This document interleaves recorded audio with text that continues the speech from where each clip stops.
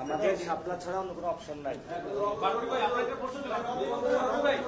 বারোয়ারি ভাই আপনি একটু বলে দিয়েছেন একটা সেকেন্ড যে একটা সেকেন্ড মাইক্রোফোন ক্যামেরা আচ্ছা শুনেন প্রশ্ন আচ্ছা যে কথাটা বললেন অপশন নাই প্লিজ একটা প্রশ্ন বলেন না ভাই আপনি মাইক্রোফোন সামনে আসেন জাস্ট একটা প্রশ্ন প্লিজ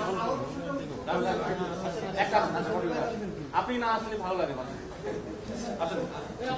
গরম করতে পারেন কি হবে যেটা বলেন একটা বিষয় আর আপনি এই দাবির মধ্যে এখন আছেন কিনা ইসি পুনর্গঠন বিষয় প্ল্যান বি নাই।